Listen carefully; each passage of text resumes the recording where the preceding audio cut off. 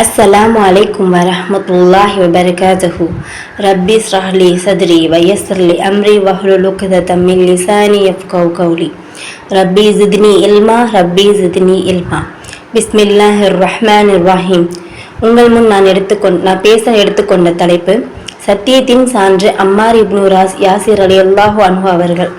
ஆரம்ப காலத்தில் இஸ்லாமிய மார்க்கத்தில் இணைந்து அதை பகிரங்கப்படுத்திய முதல் முஸ்லிம்களுள் அம்மாரும் அவரது குடும்பத்தார்களும் ஆவார்கள். இவர்கள் முஸ்லீமில் இணைந்ததற்காக இதயமற்ற அரக்கர்களான குறைஷியர்களால் கொடுமையான முறையில் சித்திரவதை செய்யப்பட்டார்கள்.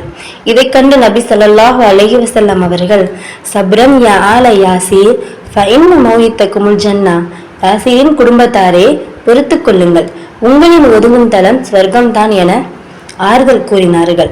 அந்த அளவிற்கு சோதனை தீயில் வாட்டி வதைக்கப்பட்டார்கள். அவர் மிக இளமை காலத்திலேயே இஸ்லாமிய மார்க்கத்தில் இணைந்தவர். உயர்ந்த மெலிந்த தோற்றம், விரிந்த மார்பு, தோல்புஜம் வரை வளர்ந்த ரோமம், இதுதான் அவருடைய தோற்றம். குறைஷியர்கள் இவரை சுடு மணலில் போட்டனர், நீரில் அமிழ்த்தினர், அடித்தனர், தீயினால் சுட்டனர்.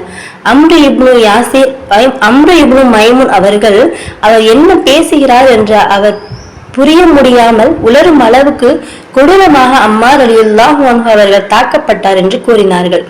இந்த வேதனைகளின் போது குறைஷியர்கள் சிலைகள் குறித்து நல்ல கருத்தை கூறுமாறு அவர் வேண்டப்பட்டார். இருந்தாலும் லாட் மற்றும் உஸ்ஸா பற்றி என்ன நினைக்கின்றாய் என்று கேட்டால் அவை பேசவோ கேட்கவோ முடியாத வெறும் சிலைகள் என்று உறுதியாய் கூறினார்.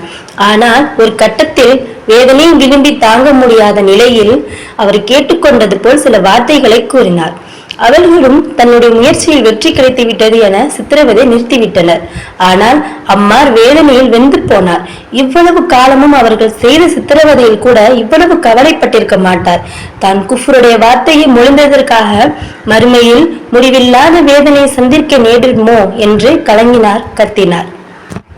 நபி ஸல்லல்லாஹு அலைஹி வஸல்லம் அவர்களிடம் வந்து தனக்கு நேர்ந்த கொடுமையின் போது இப்படி பேசிவிட்டேன் என்று தமது கவலையை கூறினார். நீ வாயால் இப்படி கூறினாய், உன் உள்ளம் எப்படி இருந்தது என்று நபி அவர்கள் கேட்டபோது அது ஈமானில் நிலைத்திருந்தது என அவர் பதில் கூறினார். அப்போது நபி அவர்கள், அம்மாரே, அவர்கள் உன்னை எப்போதெல்லாம் சித்திரவதை செய்கிறார்களோ அப்போதெல்லாம் நீ இதே போல் கூறி தப்பித்துக்கொள் என்று கூறினார். அம்மார் அவர்களின் கவலைக்கு மருந்தாக அல்லாஹ்விடமிருந்து ஒரு அருள்மறை வசனம் அருளப்பட்டது. எவர் ஈமான் கொண்ட பின் அல்லாஹ்வை நிராகரிக்கிறாரோ அவர் மீது அல்லாஹ்வின் கோபம் இருக்கிறது.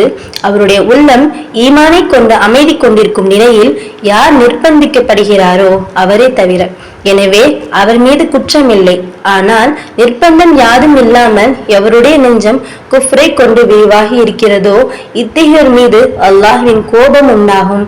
இன்னும் அவர்களுக்கு கொடிய வேதனையும் உண்டு. இந்த வசனம் அருளப்பட்டதின் அம்மாரின் ஈமானியின் உறுதித்தன்மையை உணர்த்துகிறது. நபி ஸல்லல்லாஹு அலைஹி வஸல்லம் அவர்கள் பல சந்தர்ப்பங்களில் அம்மார் ரலியல்லாஹு அன்ஹு அவர்களின் சிறப்புகளை கூறியுள்ளார்கள். அம்மாரின் எலும்புகள் கூட ஈமானில் நிரம்பியுள்ளது. யார் அவரை பகைத்துக் கொள்கிறாரோ அவர் அல்லாஹ்வை பகைத்துக் கொள்கிறார். யார் அம்மாரை கோபப்படுத்துகின்றாரோ அவர் அல்லாஹ்வை கோபப்படுத்துகின்றார் என பல சந்தர்ப்பங்களில் ரசூல் ஸல்லல்லாஹு அலைஹி வஸல்லம் அவர்கள் அம்மாரை சிறப்பித்து கூறியுள்ளார்கள்.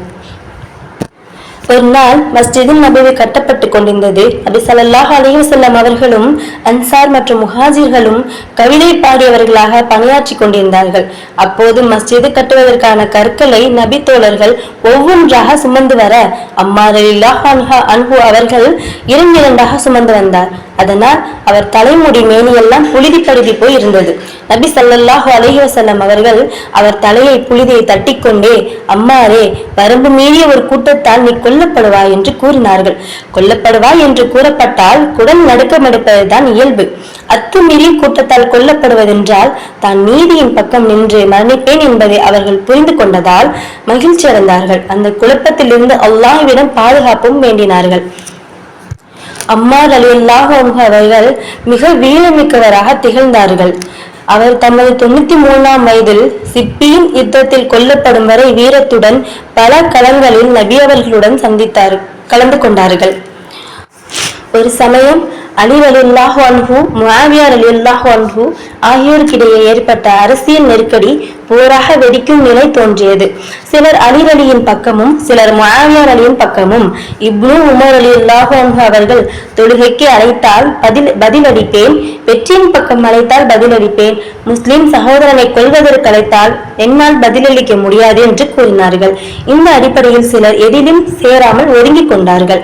அம்மார் ரலியல்லாஹு அன்ஹு அவர்கள் அலி ரலியல்லாஹு அன்ஹு அவர்கள் அணியுடன் இணைந்தார்கள். இது அலி ரலியல்லாஹு அன்ஹு அவர்களுக்கு பெரிதும் மகிழ்ச்சியையும் தமது நிலை சரிதான் என்ற உறுதியையும் அளித்தது. போருக்கு முன்னர் அம்மார் ரலியல்லாஹு அன்ஹு அவர்கள் ஆற்றிய உரை அலி ரலியல்லாஹு அன்ஹு அவர்களுக்கு மேலும் வலிமையை சேர்த்தது. அப்போது அம்மார் ரலியல்லாஹு அன்ஹு அவர்களுக்கு 93 வயதாகி இருந்தது.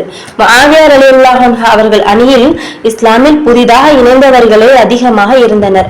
அம்மார் ரலியல்லாஹு அன்ஹு அவர்கள் இந்த போரின் போது முஆவியா ரலியல்லாஹு அன்ஹு அவர்களின் அணியினரால் கொல்லப்பட்டார்கள். வரம்பு மீறிய கூட்டத்தால் நீ கொல்லப்படுவாய் என்ற நபிகளாரின் முன் அறிவிப்பு நிறைவேறியது. இந்த கொலை அலி ரலியல்லாஹு அன்ஹு அவர்களின் அணிக்கு வலிவூட்டியது. முஆவியா ரலியல்லாஹு அன்ஹு அவர்களுடன் இருந்த மூத்த அறிஞர்களுக்கு சங்கடத்தை ஏற்படுத்தியது. முஆவியா ரலியல்லாஹு அன்ஹு அவர்கள் வலியா அலியின் வலியா எது மிக சரியானது என்பதை தீர்மானிப்பதற்கு இந்த மரணம் துணை புரிந்தது. தமது இளமை காலம் முதல் முதுமை வரை தம் வாழ்வை இஸ்லாத்திற்கும் சத்தியத்திற்குமாக அர்ப்பணித்த அம்மார் இப்னு யாசிரின் வாழ்வை முன் உதாரணமாக கொண்டு வாழ முனைவோமாக. இன்ஷா அல்லாஹ். வாஹிதாவான் அல்ஹம்துலில்லாஹி ரப்பில் ஆலமீன். அஸ்ஸலாமு அலைக்கும் வரஹ்மத்துல்லாஹி வபரகாத்துஹு.